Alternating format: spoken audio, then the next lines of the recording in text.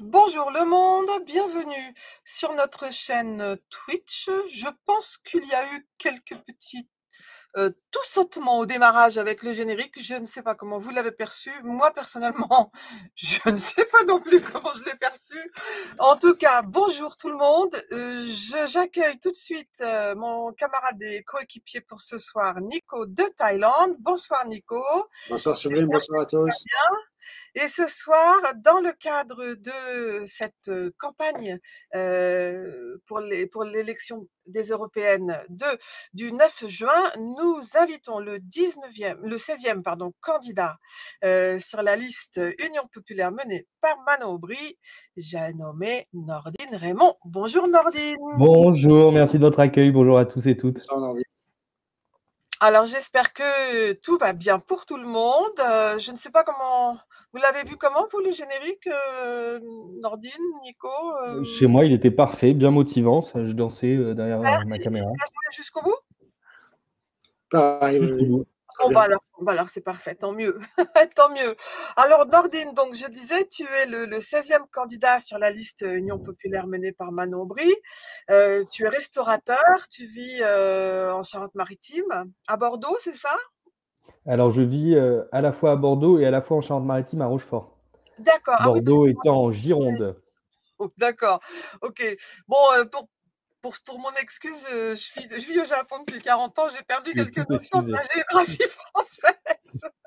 Tu es tout excusé. Alors, donc, tu as été d'ailleurs candidat LFI-NUPES aux législatives de 2002 dans la deuxième circonscription des Charentes-Maritimes. Malheureusement, tu es arrivé derrière la candidate macroniste au second tour, mais peut espérer que ça ne soit que partie remise. Depuis, est-ce que tu peux nous dire depuis quand tu es engagé en politique et quel a été ton parcours pour arriver jusqu'à participer à cette liste de l'Union populaire? Et moi, j'ai tendance à dire que je suis engagé en politique depuis toujours. Parce que je suis engagé en politique dans le sens où, très jeune, le fait de venir d'un quartier populaire, d'une famille monoparentale en étant tout seul avec, ma maman et puis une mère ouvrière.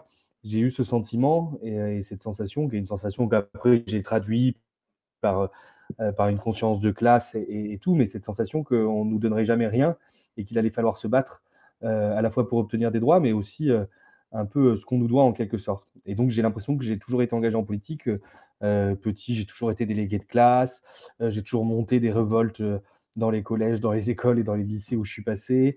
Et puis j'ai, commencé un peu, je dirais, au centre social de mon quartier, en tant que jeune et puis en tant que jeune avec ma bande, on montait des projets pour faire des camps, pour faire tout ça, aller chercher de l'argent, public, mais aussi organiser, des tombolas, des lotos, enfin voilà. Donc j'ai l'impression que mon engagement politique prend tout son sens ici.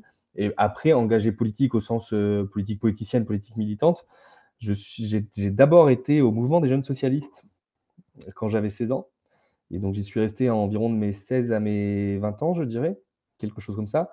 Et puis après, j'ai complètement arrêté de m'engager, dans des mouvements politiques, privilégiant, les mouvements associatifs. Et notamment, j'ai beaucoup milité, dans le droit au logement, les droits aux migrants, dans des maraudes, enfin dans plus de l'association, de l'effectif quoi, de voir tout de suite l'effet, de notre action sur la vie des gens. Et je me suis réengagé, mais peut-être qu'on en parlera plus amplement au moment des dernières élections municipales où j'étais candidat à Bordeaux sur une liste d'union entre la France insoumise et le NPA qui était menée par Philippe Poutou. Et j'étais, on appelait ça candidat des luttes, ce qui est candidat issu de la société civile en gros. Et donc j'étais pas la France insoumise, j'étais sur un quota issu de la société civile. Et donc j'étais candidat sur cette liste. Donc là, j'ai commencé à m'approcher du mouvement insoumis, si je puis dire, même si j'ai toujours, dès 2012, voté pour Jean-Luc Mélenchon. Et puis après, la vraie bascule, c'est au moment des élections régionales où j'ai fait campagne avec Clémence Guettet. Et là, cette fois, j'étais de nouveau issu des luttes. J'étais tête de liste en Gironde et porte-parole de la campagne. Et déjà, bon, j'étais très proche du mouvement insoumis, mais moi, dans la vie, j'ai beaucoup besoin de liens. Et la rencontre avec Clémence, je pense, m'a fait basculer totalement dans le mouvement insoumis. Et puis, j'ai vu un peu ce que c'était aussi et ben, la politique, parce qu'il y a les derrière d'une campagne, la rigueur que demande une campagne, la rigueur intellectuelle, mais aussi la rigueur physique, la rigueur morale. Enfin, une campagne demande beaucoup de choses et ça, avec Clémence Guettet, que vous connaissez sans doute, en termes de rigueur, on apprend vite. Et donc voilà, et c'est la rencontre avec Clémence qui m'a fait basculer définitivement dans le mouvement insoumis.